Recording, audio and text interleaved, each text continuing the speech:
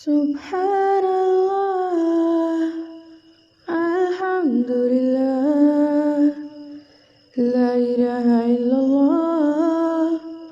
Allahu السلام علیکم. آج ہم ڈسکس کریں گے ایک book schools of linguistics competition and evolution اس کو، اور اس کے آثر ہیں جیفری سیمپسن. کافی اسٹوڈنٹس کو یہ بک بہت زیادہ مشکل لگتی ہے کیونکہ ہو سکتا ہے تھوڑا کمپلیکس طریقے سے لکھی گئی ہے، لیکن اگر ہم غور سے پڑھیں تو بہت ہی زیادہ انٹرسٹنگ وے میں بہت زیادہ انفارمیشن ہمیں ملتی ہے اس بک میں. لیکن جو اسٹوڈنٹس ان کو نہ پڑھ سکیں تو اس ویڈیو میں سے وہ سمری سن کر اپنے نوٹس بنا سکتے ہیں، اور اس ویڈیو میں فرسٹ چیپٹر کی سمری آپ کے ساتھ شیئر کروں گی. تو اب ہم چلتے ہیں فرسٹ چیپٹر کی طرف. فرسٹ چیپٹر کا نیم ہے پریلیوڈ دا 19th سینچری، اور پریلیوڈ کو ہم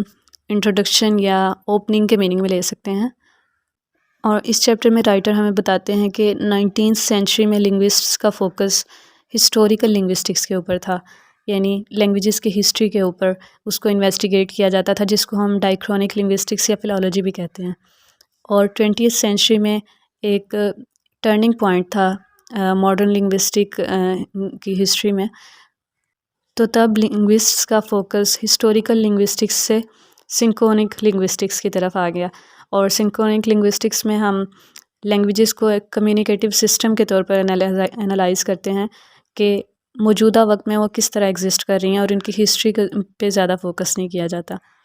تو اس چیپٹر میں رائٹر نے ان ٹرینڈز کا ایک اسکیچ بنایا ہے کہ کیا وجوہات تھیں جن کی وجہ سے لنگوسٹس نے 19th سینچری میں ہسٹوریکل اپروچ کے اوپر زیادہ فوکس کیا، اور پھر کس وجہ سے وہ 20th سینچری میں سنکرونک لنگوسٹکس کی طرف موو کر گئے. تو رائٹر کے اکارڈنگ ہر دور میں سائنس کی کچھ ایسی برانچز ہوتی ہیں جو بہت زیادہ سکسیزفل ہوتی ہیں، اور ان کو ایک ماڈل سمجھا جاتا ہے کہ سائنس کو کیسا ہونا چاہیے. تو 19th سینچری میں دو بہت زیادہ سکسیزفل سائنٹیفک پیراڈائمز تھے. ایک میکانسٹک فزکس کا تھا، اور دوسرا بایولوجیکل تھیوری آف ایولیوشن جو کہ نیچرل سلیکشن کے ذریعے تھی، اور اس کو ڈارون نے اپنی بک اوریجن آف اسپیشیز میں 1959 میں پیش کیا تھا. تو میکانسٹک فزکس کا تو لنگوسٹکس پر زیادہ انفلوئنس نہیں تھا، لیکن بایولوجیکل تھیوری آف ایولیوشن کا لنگوسٹکس پہ بہت زیادہ انفلوئنس ہوا، اور لنگوسٹ خود کو سائنسز کے ساتھ جوڑنا چاہتے تھے بجائے آرٹس یا ہیومینٹیز کے. اور اس کے لیے ضروری تھا کہ وہ لینگویج کو نیچرل ورلڈ کی ایک چیز ثابت کریں، اور اسی وجہ سے 19th سینچری کے بہت سے لنگوسٹ نے پلانٹس اور اینیملس کی طرح لینگویج کو ایک نیچرل آرگنزم ثابت کرنے کے لیے اپنے آرگومنٹس پیش کیے.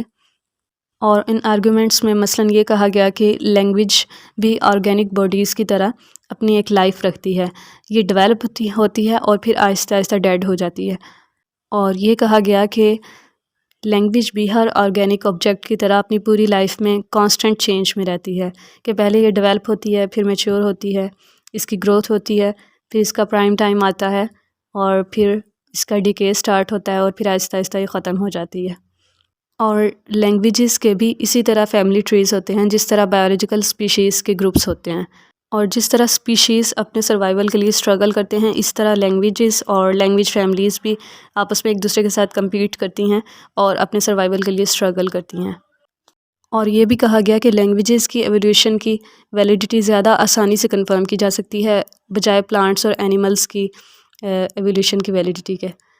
کیونکہ ایک بایولوجسٹ کے لیے انسیسٹر سپیشیز اور ماڈرن سپیشیز کے درمیان ریلیشن شپ اسٹیبلش کرنا کافی مشکل ہے، کیونکہ وہ پہلے ہی ڈس اپیئر ہو چکے ہوتے ہیں اور ان کے صرف فاسلز موجود رہتے ہیں. جبکہ لینگویجز میں کیونکہ چینج کا ٹائم اسکیل بہت کم ہوتا ہے، تو اس وجہ سے ان کو ڈائریکٹلی اسٹڈی کیا جا سکتا ہے بجائے ہائپوتھسس کے.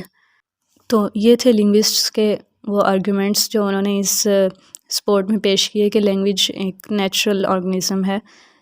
لیکن ان میں کچھ ویک پوائنٹس بھی تھے اور ان کو کریٹیسائز بھی کیا گیا. مثلاً یہ کہا گیا کہ لینگویج کوئی ایسی چیز نہیں ہے جس کی اپنی لائف ہو، بلکہ لینگویج انڈیویژول اسپیکرس کے اندر ہوتی ہے، اور لینگویج میں جو بھی چینج آتا ہے وہ دراصل اسپیکرس کی وجہ سے آتا ہے، لینگویج خود بخود چینج نہیں ہوتی. اور دراصل کوئی بھی لینگویج تب سروائیو کر سکتی ہے جب اس کے اسپیکرس کو سوشل سٹیٹس ان کا اچھا ہوتا ہے، اور اگر ان کا سوشل سٹیٹس اچھا نہیں ہے اس کے اسپیکرس کا تو پھر وہ لینگویج ڈیڈ ہوتی ہے. تو دراصل لینگویج کے اوپر ڈیپینڈنٹ، لینگویج اسپیکرس کے اوپر ڈیپینڈنٹ ہے. اور لینگویجز میں جو ساؤنڈ چینج آتا ہے وہ دراصل اسپیکرس کے ٹیسٹ میں چینج کی وجہ سے آتا ہے اور فیشن میں چینج کی وجہ سے آتا ہے. اور یہ بھی کہا گیا کہ لینگویجز میں چینج اسی طرح آتا ہے جس طرح آٹو موبائلس یا جیکٹس میں فیشن کے مطابق چینج آ جاتا ہے، تو اسی طرح اسپیکرس بھی اپنے ٹیسٹ کے مطابق لینگویج کو چینج کرتے ہیں. یہ تھا وہ کرٹیسزم جو 19th سینچری کے لنگوسٹ پر کیا گیا. اور پھر 19th سینچری کے اینڈ تک ڈارون کی بایولوجیکل تھیوری آف ایولیوشن کے اوپر اتنے زیادہ کاؤنٹر آرگیومنٹس کیے گئے کہ اس کے اپنے آثر ڈارون کو ہی اپنی تھیوری لیس کنونسنگ لگنے لگی. اور پھر اس طرح لنگوسٹ نے لنگوسٹکس کو بایولوجی کے ساتھ ایکویٹ کرنا چھوڑ دیا. اور 19th سینچری میں لنگوسٹ جو کہ ایولیوشن کی تھیوری کی وجہ سے لینگویج کی ہسٹری کے اوپر زیادہ فوکس کر رہے تھے، تو پھر 20th سینچری جب سٹارٹ ہوئی تو لنگوسٹ نے لینگویج کی ہسٹری کو چھوڑ کر سنکرونک لنگوسٹکس کے اوپر فوکس شفٹ کر لیا. اور سنکرونک لنگوسٹکس میں لینگویج کو کمیونیکیٹیو سسٹم کے طور پر دیکھا جاتا ہے اور اس کو انالائز کیا جاتا ہے کہ وہ موجودہ وقت میں کس طرح ایگزسٹ کر رہی ہے، اور اس کی ہسٹری کے اوپر زیادہ فوکس نہیں ہوتا.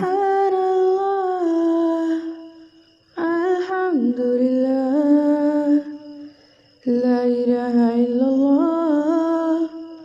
اللہ اکبر سبحان اللہ الحمدللہ لا الہ